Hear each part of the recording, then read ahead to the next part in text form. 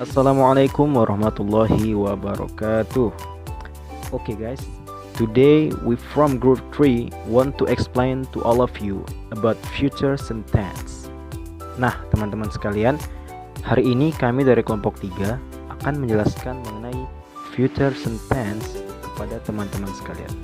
Baiklah, mari kita simak sama-sama penjelasan di dalam video ini. Oke, Assalamualaikum warahmatullahi wabarakatuh. Perkenalkan, nama saya Muhammad Faril Ashrafi dari kelompok 3. Insyaallah saya akan sedikit menjelaskan tentang simple future tense. Nah, sebelumnya kita telah membahas simple present dan simple past. Apa sih simple present dan simple past itu? Simple present itu ya kayak all about activities pokoknya, untuk semua aktivitas. Sedangkan simple past kita tuh kayak ngomongin tentang masa lalu. Ngomongin mantan, ngomongin si doi. Iya, asik. Tapi tenang aja guys, karena saya tidak akan membahas masa lalu terus. Saya akan membahas simple future. Simple future, yang artinya kita akan membahas tenses masa depan. Jadi 1 detik dari sekarang itu namanya future. Terus kalau misalnya 1 menit atau besok, itu simple future. Misalnya kita mau bahasa Inggris ini, aku akan jadi, atau maukah kamu menjadi. Nah, pokoknya ngomongin yang harapan kita, atau misalnya pokoknya tentang masa depan deh. Nah, kayak gimana aja sih contohnya? Nah, sebelum masuk ke contoh, kita akan menjelaskan dulu fungsi dari tenses ini, fungsi dari simple future tense ini. Yang pertama, menyatakan peristiwa yang akan terjadi pada waktu yang akan datang. Contohnya, Aldo will drive home next week. Aldo akan pulang minggu depan.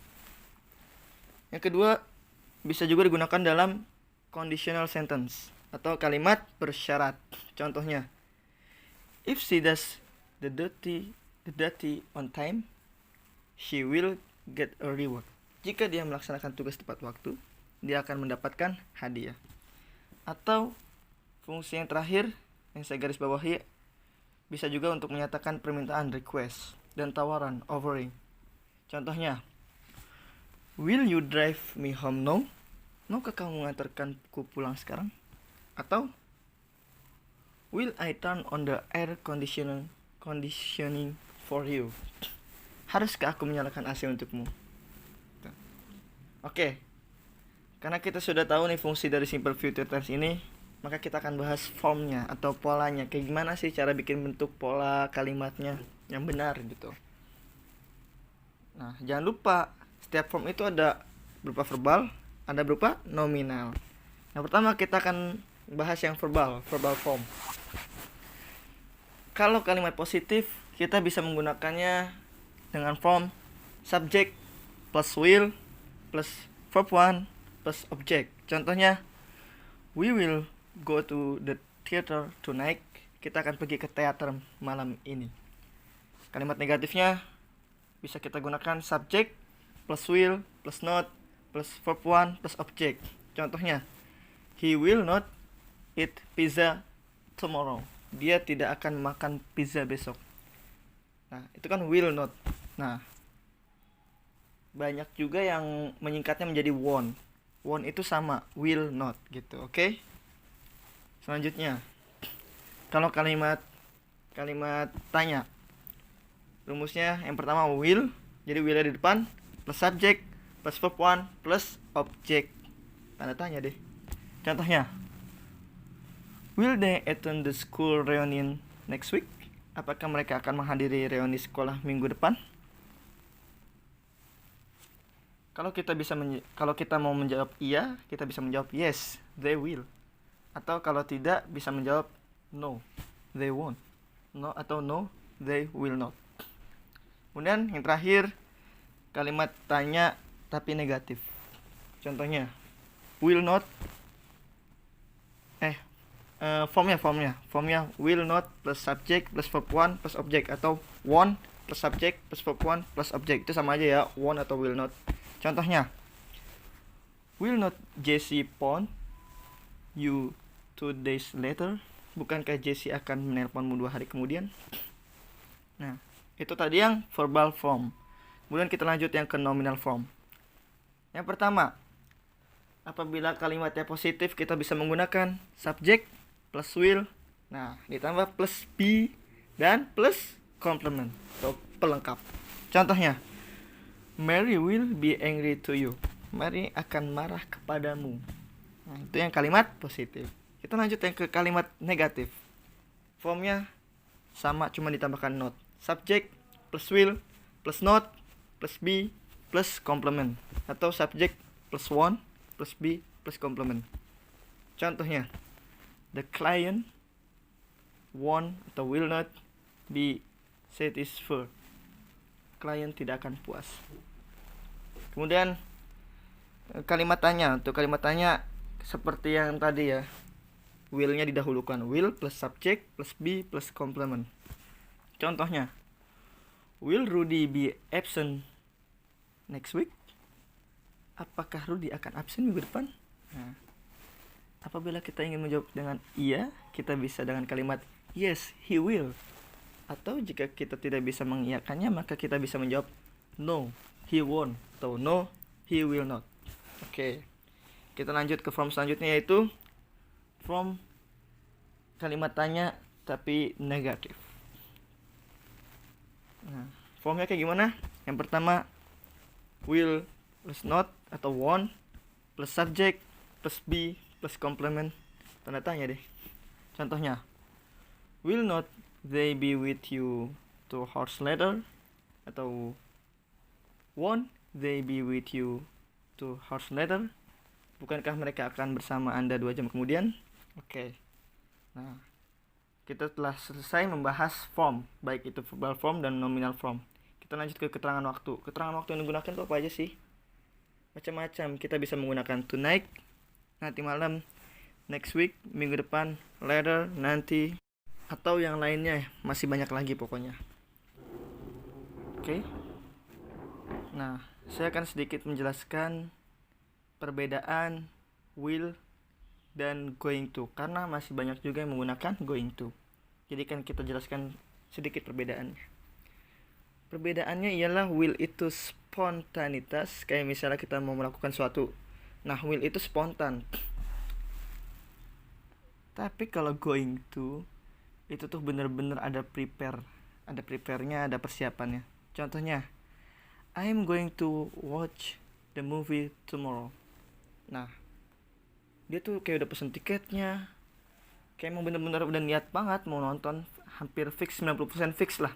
Jadi intinya going to itu kayak udah yakin dan sudah direncanakan. Tapi kalau will, ya gitu, agak gak pasti sih, 50-50 lah ya. Belum ada prepare-nya juga, belum ada persiapannya. Oke. Kemudian saya menggarisbawahi ada catatan di sini. Yang pertama, kadang-kadang kita bingung kapan sih kita pakai will atau shall. Kan bisa juga kita pakai shall tuh. Cuman bedanya itu kalau will itu kita bisa gunakannya dengan all subject. Kita bisa menggunakan dengan semua subjek. Baik itu she, he, it, I, you, we, they. Kalau shall itu hanya untuk I dan we. Jadi kalau kita masih menggunakan subjek I atau we, kita bisa menggunakan shall atau keduanya. Will juga bisa. Karena will all subject. Nah, kemudian ada singkatan-singkatan yang saya akan jelaskan di sini, kayak I'll, singkatan dari I'll will. Sedangkan won't singkatan dari will not. Karena banyak juga di luar sana yang menggunakan singkatan-singkatan tersebut. Oke, mungkin dari saya cukup sekian. Kurang lebih mohon maaf. Wassalamualaikum warahmatullahi wabarakatuh.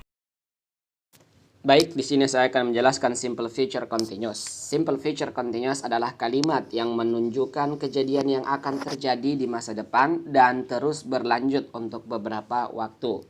Di dalam simple future continuous terbagi menjadi 3 kalimat. Yang pertama adalah kalimat positif, kalimat negatif, dan kalimat interrogatif atau kalimat untuk bertanya.